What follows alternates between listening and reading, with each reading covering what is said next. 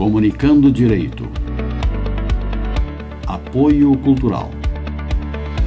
Soster Imóveis, Avenida Assis Brasil, 4990, Sala 201. Olá, caros telespectadores, estamos entrando no ar com o programa Comunicando Direito da GESUL TV, canal 6 da NET. Lembrando que o nosso programa vai ao ar nas quintas-feiras às 13 horas, nas sextas-feiras às 21 horas e aos sábados às 20h30. O nosso programa hoje aqui está composto da doutora Ângela Beatriz da Silva, doutora Márcia Plácido da Silva, Lula da Silva, né? Tem que acrescentar o Lula, né, doutora Márcia?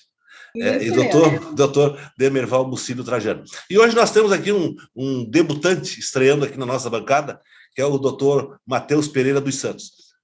O doutor Matheus Pereira dos Santos é um advogado especialista em processo e direito civil.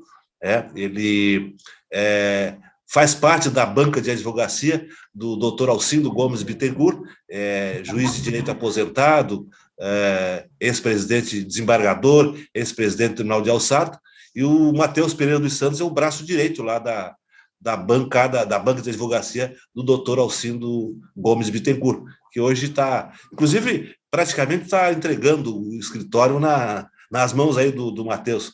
É isso, Matheus? Olha, primeiramente, boa tarde a todos. Obrigado pela oportunidade de participar, né?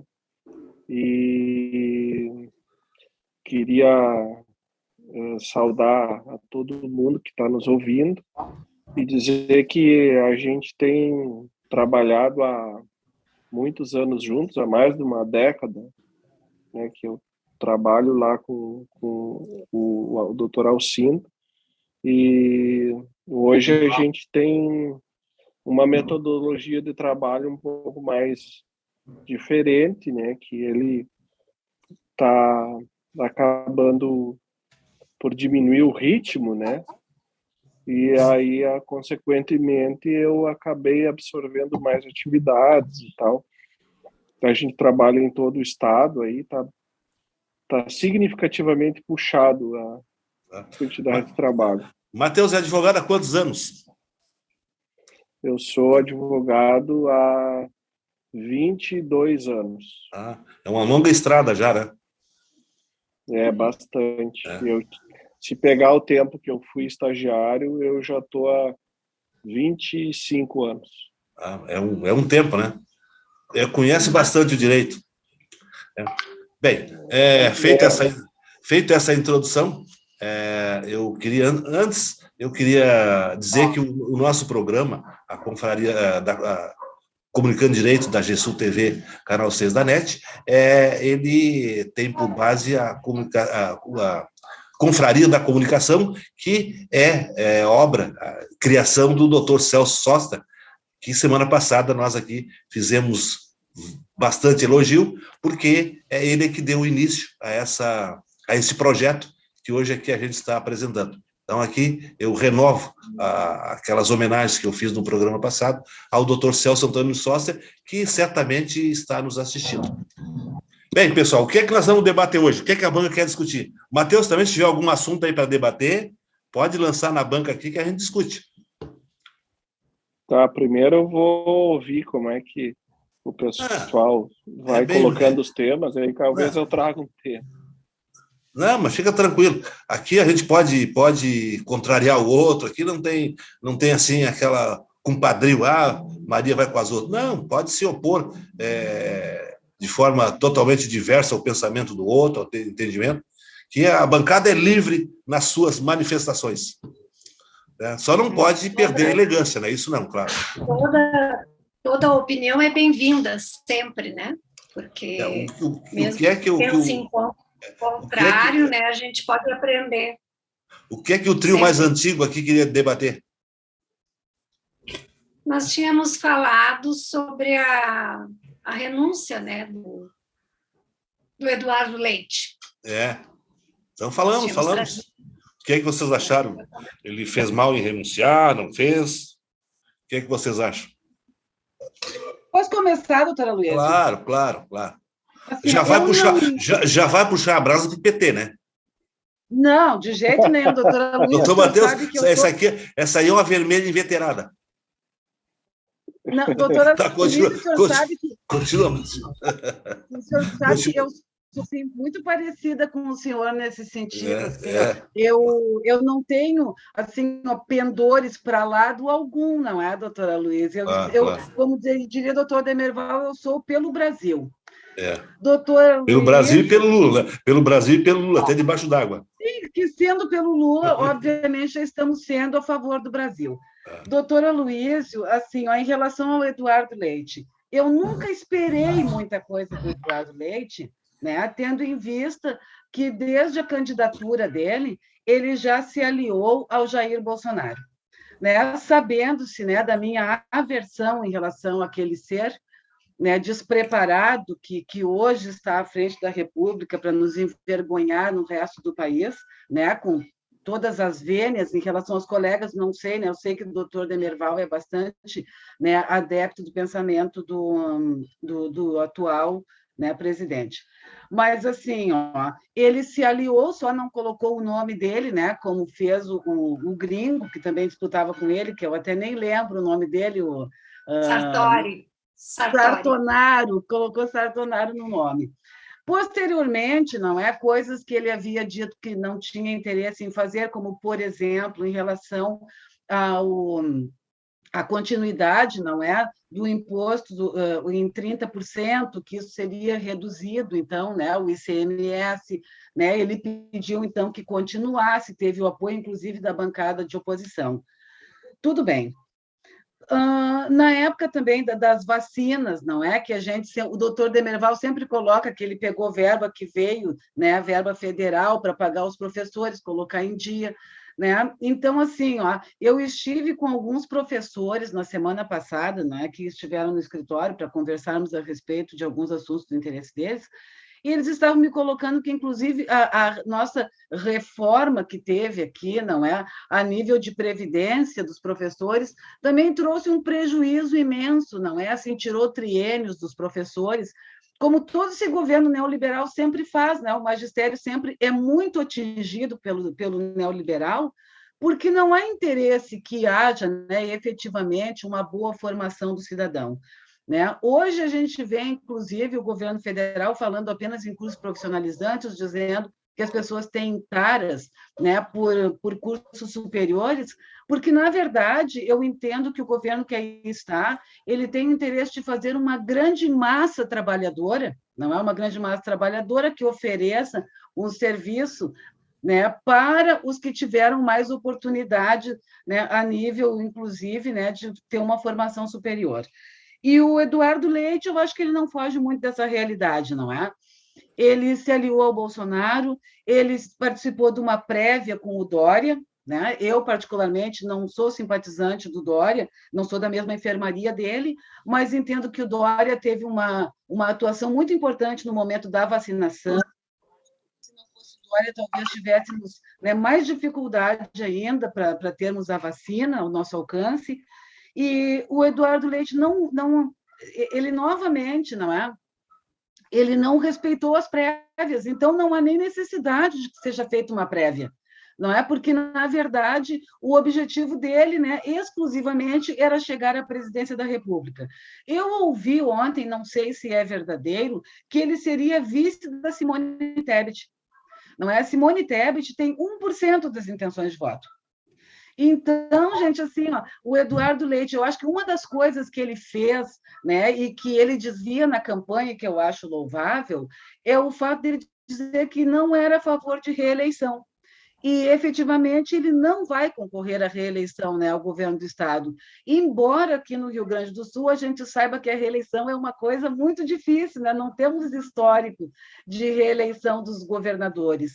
Então, gente, eu acho que o Eduardo Leite não surpreendeu, né? Ele não respeitou as prévias. Em suma, doutora Márcia, em suma, não comunga do entendimento do PT, não é bom. Não é que não comunga, doutora Luísa, o senhor gosta muito de falar em populismo, não é? O senhor, veja bem, olha o que ele fez, inclusive, naquele momento que ele nomeou o Folha Arada, né? Todas essas coisas têm o intuito, têm o objetivo apenas de galgar gordura política. Doutora Márcia, não querendo interromper, mas já interrompendo, me parece que o Eduardo Leite fez um bom governo, ele colocou o salário do funcionalismo em dia, que estava há não sei quantos anos atrasado. Ele fez um bom governo, principalmente em tão pouco tempo. Então, agora, eu acho que nós não podemos criticar a vontade dele de galgar postos maiores. Eu acho que, na verdade, essa ideia que a doutora lançou, que ele se aliou ao Bolsonaro, ele não se aliou ao Bolsonaro. Naquela eleição, era PT e Bolsonaro. Ele preferiu apoiar, na minha opinião, não foi aliança, ele apoiou aquele candidato porque ele achava que fosse melhor para o Brasil. 54 milhões de brasileiros também acharam isso. Interessante que hoje ele lava as mãos e fica a favor do nem-nem.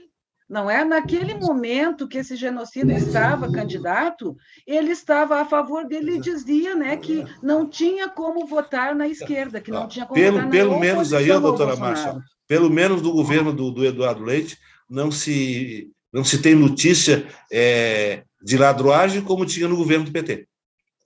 Doutora Luísa, isso o senhor sabe que o senhor não poderia falar, até porque o senhor sabe que o presidente Lula, os processos dele, aliás, não existe mais processo. O governo do PT foi o mais corrupto que teve no Brasil. Não, doutora Luísa, isso aí o senhor comprou. Não, na sua visão. Não na sua visão, né? Lava Jato, doutora Luísa. Não na sua visão. É que o senhor é lavajatista. Não sou lavajatista. Não, eu é que posso dizer que eu sou pelo Brasil. O PT não pode dizer isso. PT eu posso dizer sim, doutora Luísa. PT é de acordo com o bolso dele. Não é. O que é de acordo com o bolso são os neoliberais. Estatização, arrumar bastante caminho de emprego. O Eduardo Leite, ele foi assim, um político tão oportunista que ele foi falar na sua orientação sexual lá no programa do Pedro Bial. Qual foi o objetivo dele? É um direito dele, doutora Márcia. Isso é uma questão íntima, né? Não, mas é um direito dele. Eu não estou criticando a orientação. Eu estou dizendo em relação ao oportunismo do Eduardo Leite. A venda da nossa acho que o PT, acho que a esquerda já está com medo do Eduardo Leite como possível candidato a presidente da República. Não sei.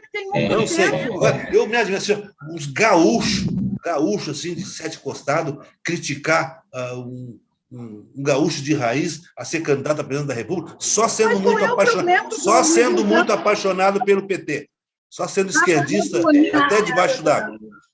Queimado dessa gente por serem gaúchos? A esquerda é petista, o interesse dela é só a bandeira deles, não importa. Não, o interesse da esquerda é o bem comum. Isso é bem comum e o do bolso da esquerda, né? Tá, mas quem é? Não vamos monopolizar aí. Não vamos monopolizar.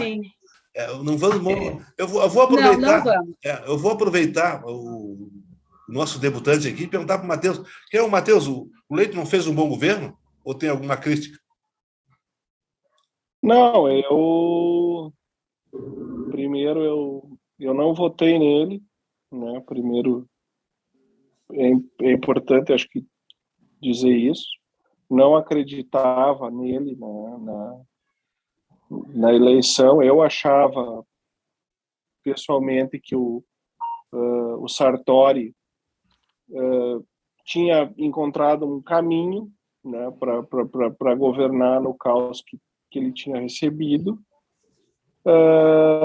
mas no decorrer do mandato eu achei que o Leite acabou adotando as oportunidades que teve e agindo corretamente nas soluções das coisas que vieram para ele, como eu acho que ele agiu bem na questão da vacina, acho que ele agiu bem quando ele teve a oportunidade de regularizar o pagamento do funcionalismo público, né? Eu acho que ele fez um bom governo. Até agora eu não entendi, né, qual foi o fato político que ele quis criar de ter renunciado ao governo do Estado não tendo sido eleito no PSDB para concorrer no lugar do Dória, né? Então, esse fato que a doutora Márcia trouxe, de que ele estaria cogitando ser o vice da Simone Tebet, eu escutei ontem na Globo News, né? E eu continuo sem compreender, na verdade, qual foi a intenção dele. Eu acho que se ele se candidatasse a governador, a uma reeleição, considerando o que aconteceu na gestão da pandemia, eu acho que talvez ele conseguisse se reeleger, né? E, Matheus, mas e ele, como presidente da República, será que não seria um bom presidente?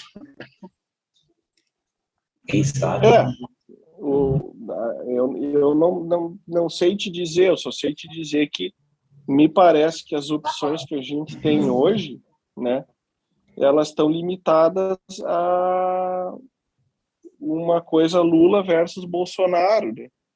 E eu acho que ele, né, seria talvez um nome que pudesse ser explorado para uma terceira via, né? Não estou dizendo com isso que eu votaria nele, ou que eu votaria no Lula ou no Bolsonaro. Estou dizendo, jogando ideias, assim, para debate. Doutor Matheus, desculpe me interromper, mas assim, eu acho que a terceira via não aconteceu, doutor Matheus. Mas pode ainda. Não, eu acho que nós temos aí 60 dias para que ela aconteça. Porque se ela não se... Porque se eles não se derem conta de que eles vão ter que se reunir, né, para trabalhar juntos numa ideia de terceira via, o debate vai ficar entre Lula e Bolsonaro, o que, para mim, é um prejuízo democrático. Assim, eu acho que isso é irreversível. Eu acho que os dois lados são bem claros e os dois lados têm suas correntes, suas ideias, né? O que eu sinto agora, eu sei que nem foi o assunto, né? Mas eu vou trazer porque eu acompanho ele nas redes sociais. O que eu sinto assim, tristeza, é na forma como politicamente o Moro se movimenta, né? Embora a gente tenha toda uma ideia da forma como ele tratou a Lava Jato e a forma como as coisas acabaram se revelando, politicamente ele não está muito interessado em manter acordos políticos, né? Porque mudou de partido conforme os seus interesses não foram atendidos, e agora ele ficou numa posição que ele ia ser deputado estadual por São Paulo, e quando pressionado para dizer se ia ser mesmo candidato, ele resolveu dizer que ele não tinha aberto mão da candidatura a presidente. E eu acho que ele, numa eleição para presidente, embora ele tenha uma quantidade de gente que votaria nele, o Bolsonaro, por exemplo, teria muitos argumentos para usar contra ele. E a campanha desceria num nível pior do que está para ser, né? Então, eu só fechando, assim, eu acho que o Eduardo Leite, ele fez o movimento para tentar se colocar como uma alternativa de terceira via, né? De construir uma terceira via. Se isso vai render para ele a eleição para presidente, eu não acredito, né? Mas talvez numa construção do nome para o futuro, eu não sei. Eu sempre digo, dou a minha opinião, que hoje em dia é muito difícil nós elegermos um presidente que não seja do eixo Rio, São Paulo e Minas Gerais. Hoje os estados estão com uma dificuldade enorme de ter bons políticos, e aí então consegue se eleger só candidato do Rio, São Paulo e Minas Gerais, que são os estados mais ricos da federação, né? Eu acho que antigamente que nós tínhamos um presidente gaúcho atrás do outro, né? E acho que agora, tão cedo, nos próximos 50 anos, nós não vamos ter mais presidente da República Gaúcha. Mas quem quer fazer alguma manifestação aí? Não vamos monopolizar aí o programa. Boa tarde a todos, é um prazer, né, sempre fazer parte dessa banca, e no acompanhamento dos nossos telespectadores, né? Um assunto hoje verso sobre o Eduardo Leite, assim, ó, é lamentável, é um governador que, na minha visão, né, respeito de todos, mas é a minha, entrou mudo e saiu calado, porque tirou o José Ivo Sartori do governo, que queria fazer uma excelente administração, para depois renunciar. O povo gaúcho não perdoa governantes que renunciam ou que aumentam impostos.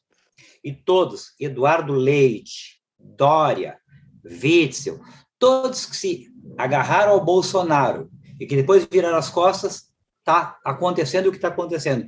Não deslancham, é 1%. Então, Simone Tebet, Ciro Gomes, Boulos, Moro, são todos vão ser só figurantes no sistema eleitoral nacional, agora que se avizinha com as eleições presidenciais, porque não vão, é por isso que a terceira via não deslancha, vai ser Lula e Bolsonaro. E sabe por que não deslancha? Porque a esquerda é esquerda até debaixo d'água. Se botar um candidato a presidente da República, botar um poste, eles votam no poste, votam no cachorro, votam no cavalo, votam em qualquer coisa que o PT apresentar para o candidato. E o Bolsonaro e os militantes bolsonaristas são a mesma coisa. E os lavajatistas também, doutora Luiz. Como?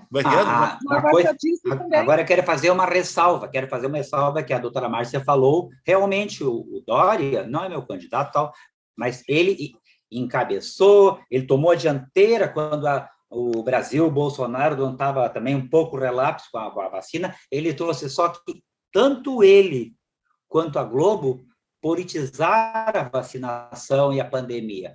Aí foram dois grandes perdedores. O Bolsonaro vai ter que... O Dória vai acabar renunciando, porque não tem 1%, e a Globo, a gente tem que PEC se encontra atualmente. Mas, doutor Demerval, o senhor acha que o Bolsonaro também não politizou a vacina?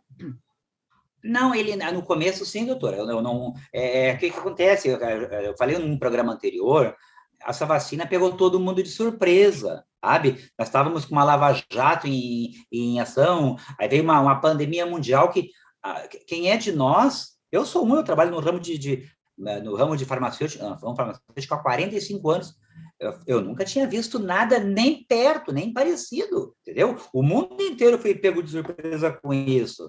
A verdade, o mundo inteiro, quantos trilhões foram gastos, quantos empregos foram perdidos, quantas vidas foram ceifadas. Tá? Então, agora sim, agora a coisa está andando, o mundo descobriu vacinas, por exemplo, veio essa Omicron para o Brasil, matou quase que ninguém, graças a Deus. Então, hoje a ciência já está conseguindo conduzir a coisa, ainda não tem uma vacina assim definitiva, já tem 3, já tem 4, agora já estão saindo vacinas definitivas, com registro definitivo na Anvisa, sim, mas eles vão ser todo ano como a da influenza, vai ter que ser trocado, porque o vírus se molda, ele muda, né? Então, a ciência descobriu como, já está saindo medicamentos, a própria Pfizer está fazendo medicamentos hoje, em comprimido preventivo da vacina. Então, foi muito complicado. Eu não estou defendendo o Bolsonaro, porque eu tenho certeza também, doutora, que se cai essa pandemia no colo do presidente do PT, também eu ter muito problema. O mundo inteiro hoje está pagando a conta. Demerval, se caísse no colo do PT, eles iam encher bastante os bolsos. Mas eu tenho certeza que o Lula seria o primeiro não vamos monopolizar, doutora Ângela, manifestação. Eu tenho certeza que se o Lula fosse presidente em época de pandemia, ele seria o primeiro a ser vacinado e daria um exemplo, usaria máscara, não andaria entrando em farmácia sem máscara, comendo churrasquinho na esquina, fazendo aglomeração. Então, só por aí a gente já tira uma base, né, do que seria. Fácil não seria, mas ele não teria boicotado tanto a compra das vacinas e nem competido com a Anvisa, com tudo para dificultar. Seria uma maravilha. Bolsonaro dificultou. O governo do PT seria uma maravilha. Mas, voltando ao tema. Seria o Jardim do Éden. Não, o governo do PT seria que nem o Jardim do Éden. Mas teria sido menos difícil, doutor Aloísio. Talvez, ou com certeza, hoje nós teríamos tido menos mortes por Covid. Então, Bolsonaro atrapalhou do Mas não sei início até o se o governo fosse do PT... sigilo de 100 anos. Não sei. Sigilo de um século sob o cartão de vacina dele e de familiares. Que isso? Não sei se o governo do PT... Não sei se o governo do PT eles não teriam feito muita falcatrua com a compra das vacinas, como fez esse governo aí. Não sei se não teria sido pior. Poderia ter sido pior. O senhor não sabe. Eu estou falando aqui do que eu vi desde a época que começou a pandemia. Tem aquele ditado, a ocasião faz o ladrão. Do comportamento do Bolsonaro, é isso. Mas eu quero falar do leite. Fala do leite, então. Diferente do doutor Matheus, eu votei no Eduardo Leite. Cheia de convicções. Eu também votei. E não me arrependo de ter votado. Doutora, o senhor não me interrompa, por favor. Não, só estou endossando. Eu também votei. Eu estou esperando para falar, mas o senhor não me interrompa. Vou lhe pedir a gentileza. Não, mas dizer que votei nele não é interromper. Ou é? Então, continue. O que mais? Não, era só isso que eu tinha que dizer. Também votei nele, ou seja, então o seu voto não foi isolado, não, da bancada. Matheus, é assim mesmo, doutor Matheus, o senhor não se assuste. Mas, assim, o que eu estava falando, eu já nem sei. Eu votei no Leite, votei cheia de expectativas, né?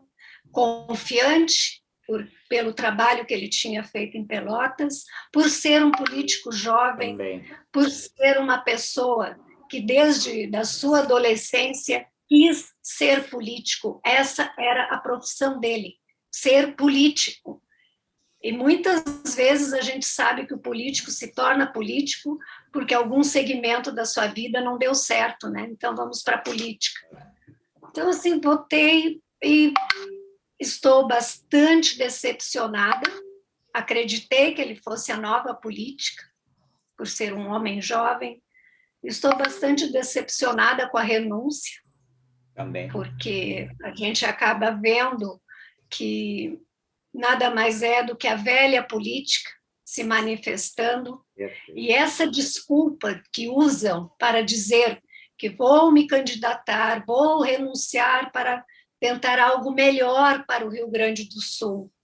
Isso também é coisa da velha política, e eu acho que depois, se ele não está pensando no Rio Grande do Sul agora, que ele deveria estar aqui, né? Que nós vamos ser governados pelo vice-presidente, pelo vice-governador, que a gente sabe que tem muitos méritos, mas não sei se estaria apto para estar à frente, né, do governo, porque o Eduardo Leite resolveu investir na sua candidatura de presidente ou se mostrar para o resto do país, né?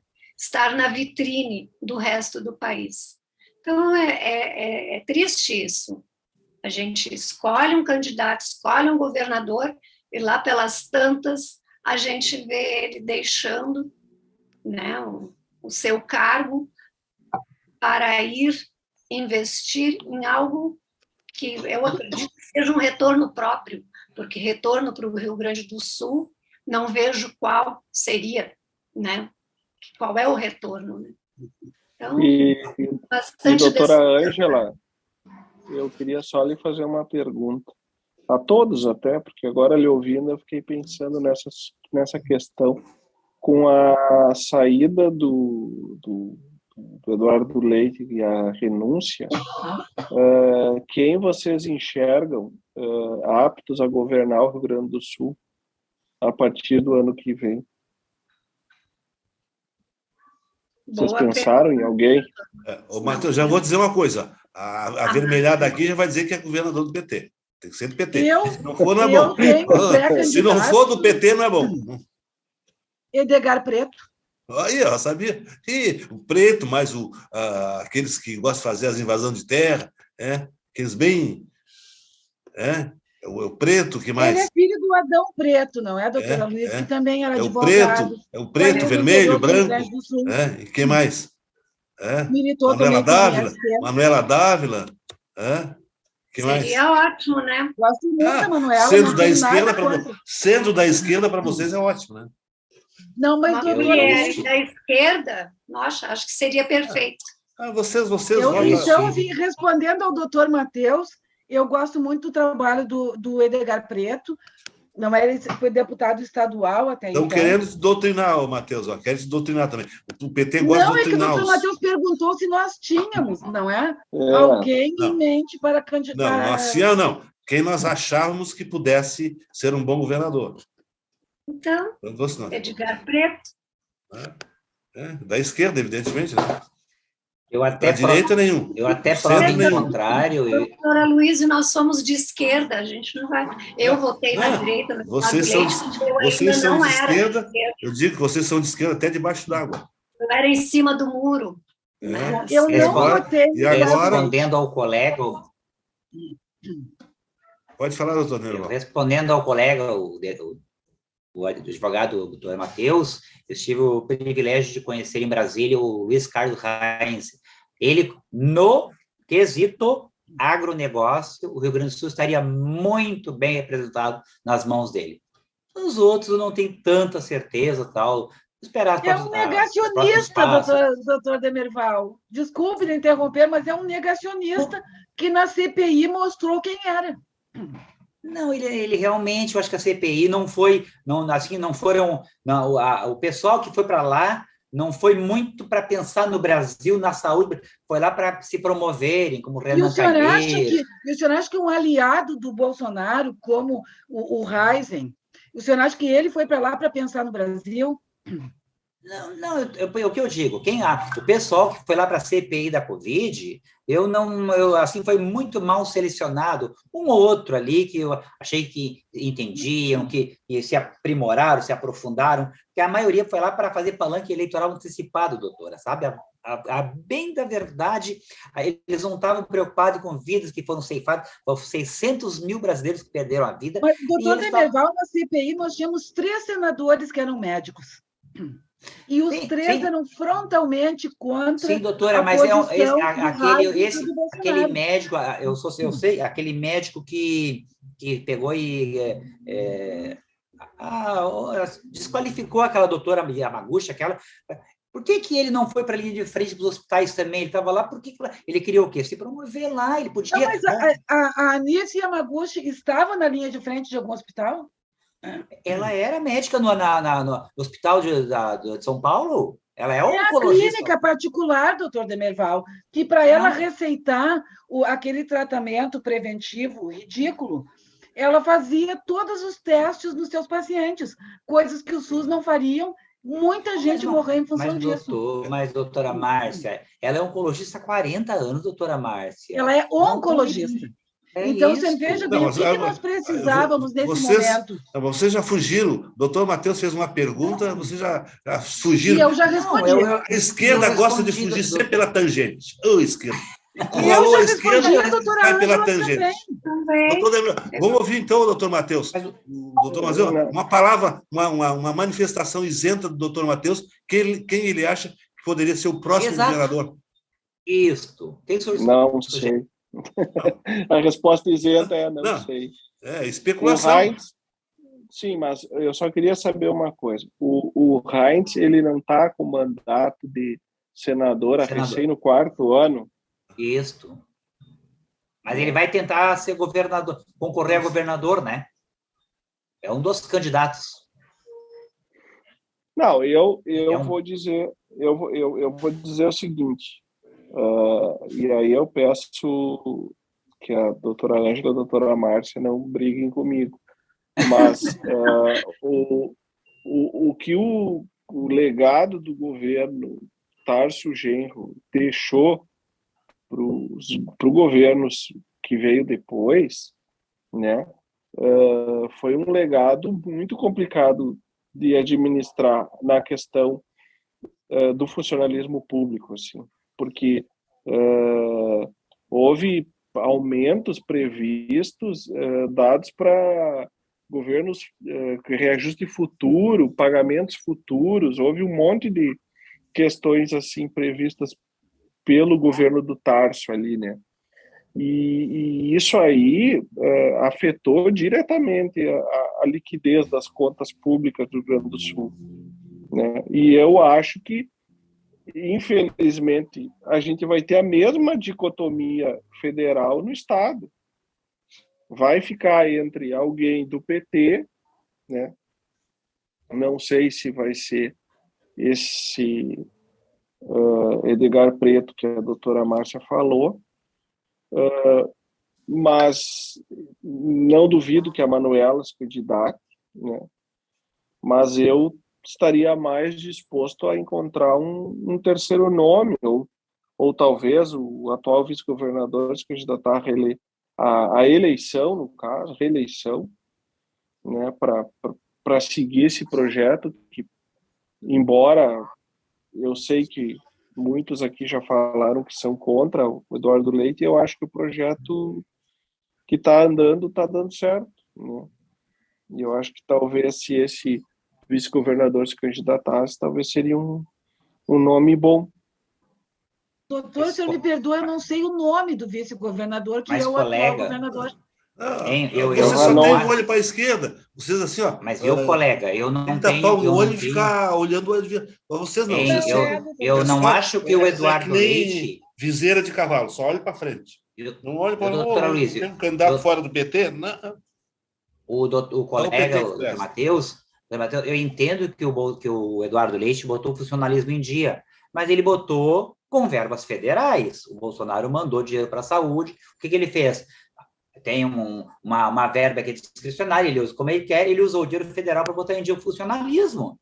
Ele teve melhorias no Estado, os índices de criminalidade baixaram, tal. Agora, por que ele não faz? Ele se elegeu para ficar 4 anos, o povo confiou nele 4 anos, o nosso sistema presidencialista garante que, se ele não tiver um impeachment, que ele ficaria os 4 anos, mas eles não sei por que as pessoas votam neles para ficar 4 anos lá, mas ele já... É tipo jogador de futebol. Ele fez a camisa do Grêmio... Ele ficou 3 anos e meio, fez um bom trabalho em 3 anos. O que ia fazer em 6 meses? 3 anos e meio, já fez um bom trabalho. Mais 6 meses para quê? Agora, eu concordo com o doutor Matheus que o Ranolfo Vieira Júnior seria um bom governador, né? Vamos ver, inclusive, agora, nesses 6 meses que ele que ele vai assumir a cadeira do governador, não sei se ele fizer uma boa gestão nesses 6 meses, eu acho que ele é um candidato em potencial a governador. Porque, tirando os da esquerda, que não existe mais ninguém. A esquerda arruma lá um monte de político em evidência, né? Mas eu acho que seria uma boa ideia essa candidatura, se vier a ocorrer, né? Do Ranolfo? Ranolfo Vieira Júnior, né? A doutora Márcia não sabe. Claro, agora pergunta da esquerda, ela sabe tudo da esquerda. Perguntar qualquer coisinha da esquerda, aí eu quero lhe dizer, candidato lá da Conchichina, e sendo esquerdista, ela sabe. Agora, não sendo... Eu quero lhe dizer o seguinte, o senhor disse que, se não for do PT, a gente nem sabe quem é o candidato, né? Exatamente. Eu lhe digo que assim, eu tenho muita admiração, não é do PT, pelo Boulos, né? Gosto muito do Boulos. Mas a esquerda é tudo a mesma coisa. Dávila, é PSOL. Braga, é PSOL, é a mesma coisa. Jandira Fegali. Tudo esquerda. Conheço ela pessoalmente. Conheço a Gleisi Hoffmann pessoalmente. Mas é tudo conheço a Benedita pessoalmente. É tudo esquerda. Bota eles num tacho, mistura tudo igual. João Willis, que era do PSOL, eu entendo, doutora Luiz, eu entendo que eu entendo que o PT tem coisas boas também. Eu tenho essa visão de que o PT fez muita coisa boa. Eu acho que mas muita ruim também, né? Fez muita coisa boa, mas muita ruim também, né? O fato de, tipo assim, eu ter mais aptidão à direita, ser adepto mais do bolsonarismo, não desqualifica o que o PT fez, o Bolsa Família, a Polícia Federal ser independente, tem muitas coisas, a verdade tem que ser dita. Se houve corrupção ou não, o tempo vai dizer, mas o Supremo absolveu tudo, anulou tudo, né? Agora o povo é que vai decidir.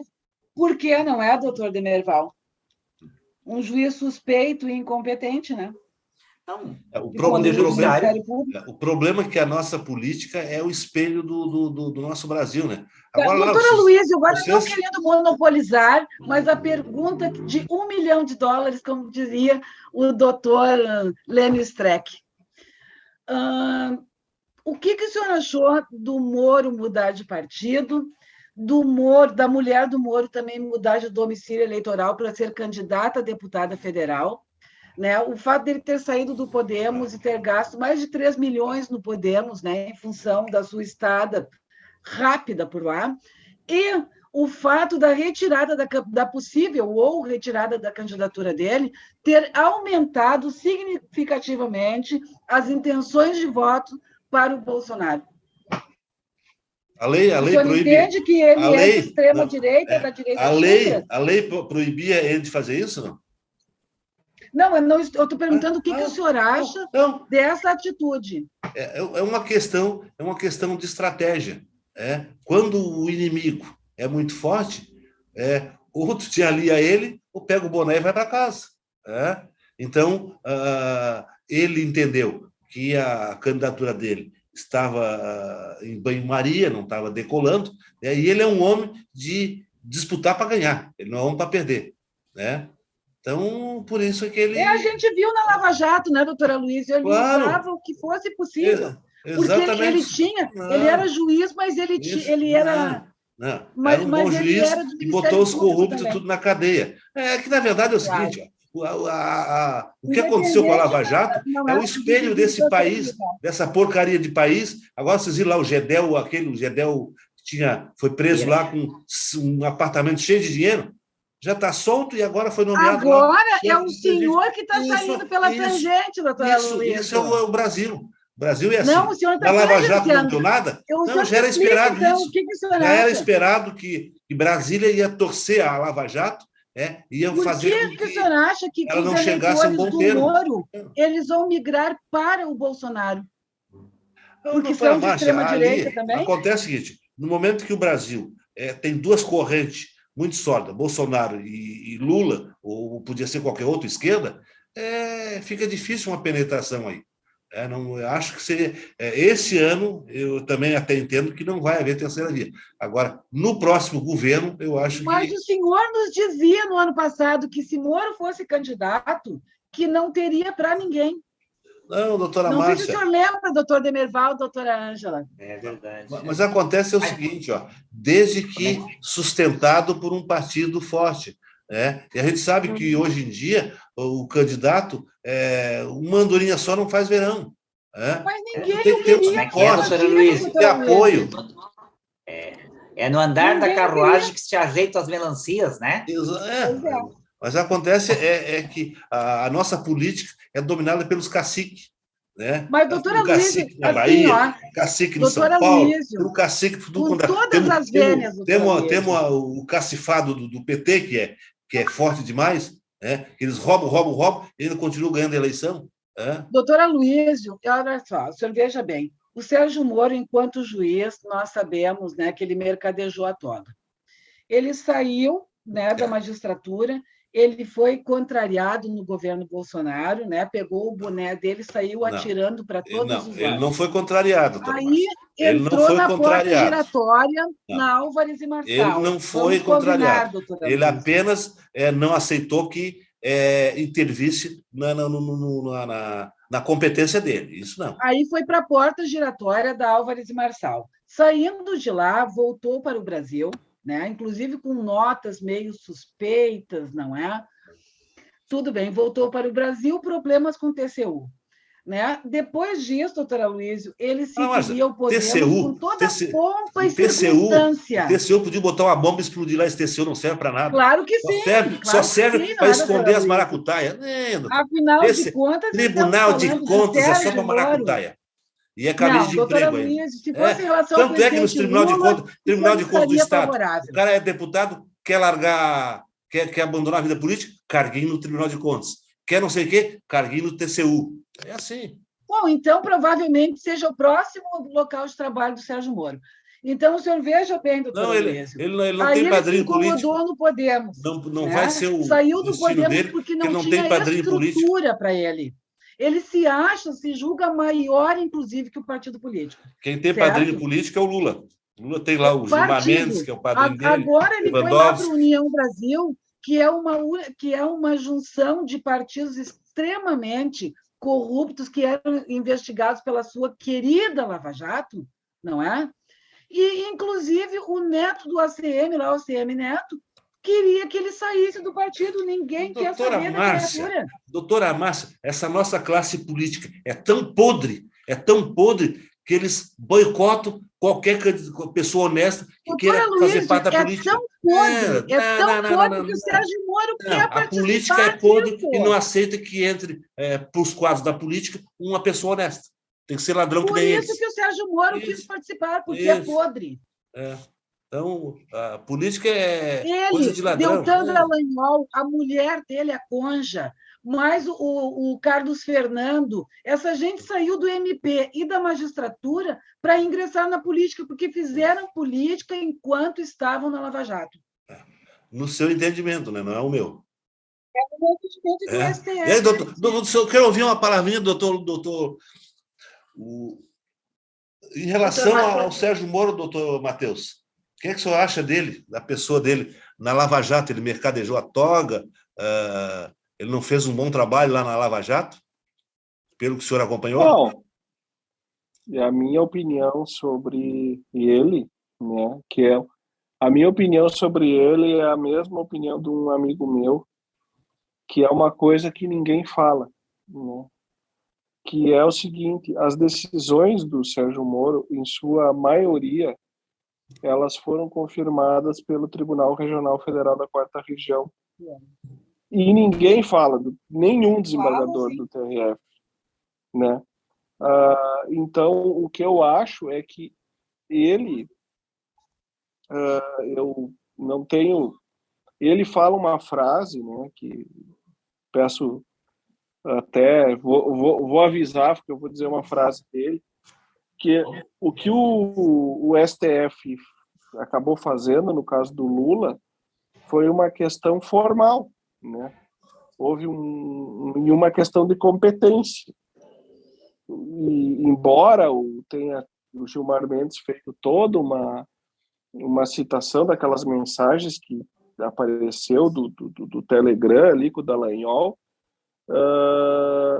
eu coloco que o Moro fala uma coisa que ele tem razão. O fato aconteceu, né? O STF não disse que o fato não houve. Ele só disse, olha, não tinha competência, porque ele mudou a interpretação sobre a competência, né? E o senhor entende que ele observou as questões formais? Não, o que deu um debate até bem grande na época, que eu achei, a única coisa que eu vou dizer para a senhora, que eu achei para a doutora, né, que eu achei na época, assim, quando eu vi, não me soou bem, foi a questão envolvendo aquele áudio da Dilma. Você lembra quando ela liga para o Lula e diz, olha, o fulano vai te procurar porque vai ter um documento. O Bessias vai te procurar. Vai te procurar, tu assina esse documento, porque daí tu vai ser ministro, porque isso garantiria para o Lula o foro privilegiado, né? E logo o Moro não prenderia isso.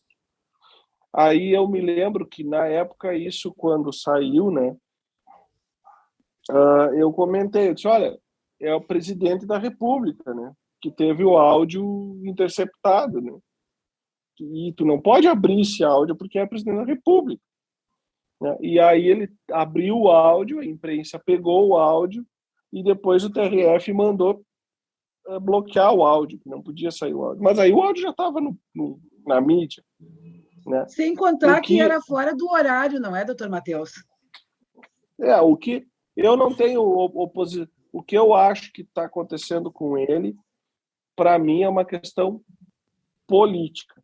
Ele não está sabendo a sua colocação política, né? Doutor, e não lhe soou mal ele ter grampeado o telefone dos advogados de defesa do presidente Lula, bem como a condução coercitiva, sem que o presidente tenha sido intimado antes para prestar qualquer depoimento?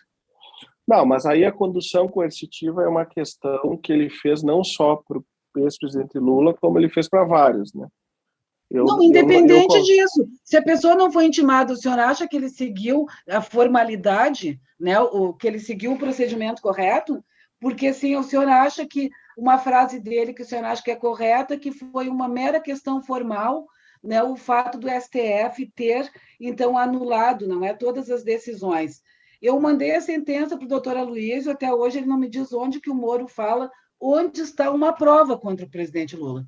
O doutor Aloysio só diz que tem um caminhão, mas ele não me diz em que parte doutor Matheus, o Moro fala. Para ela, porque na Lava Jato, o Moro fala não tem nenhuma prova, nenhum indício da Rede Globo. Nadinha. Isso que ele Na fala. dica de nada tem lá ou seja, Não, são 126 laudas, é mais puro sendo do que todos os 32 santos. ele justifica que ele é o juiz da causa. Eu falei, eu fui o colega, doutor Matheus, falei que o seguinte,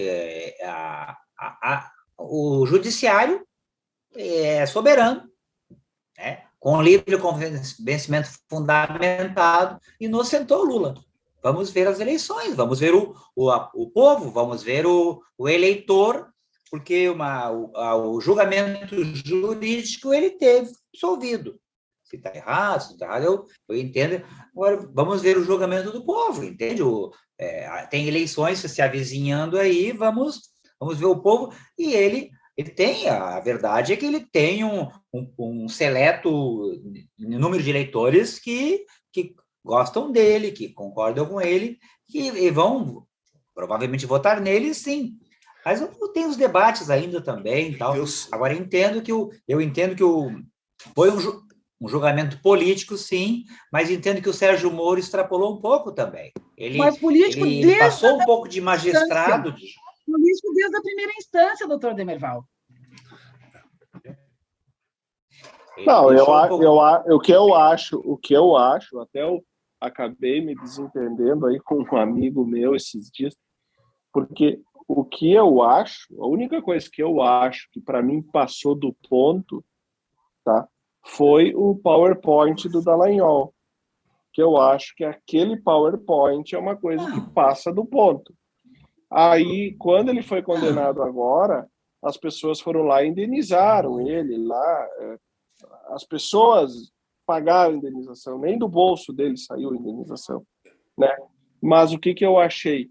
Eu achei que tu fazer uma coletiva de imprensa com o PowerPoint não é uma coisa comum que tu vê aí nas denúncias, ainda mais envolvendo político, né?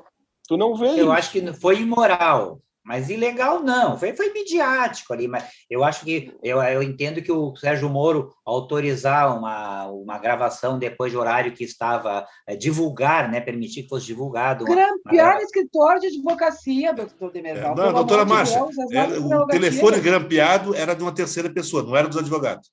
Os advogados usavam... Não podia ser de telefone não estava no nome dos advogados, estava no nome de terceiro. Estava no nome do doutor Teixeira. Não estava. Bom, pessoal, está chegando o final do nosso programa, então nós temos aí 50 segundos para cada um para fazer as suas despedidas e considerações. Quem começa? Vou começar, então.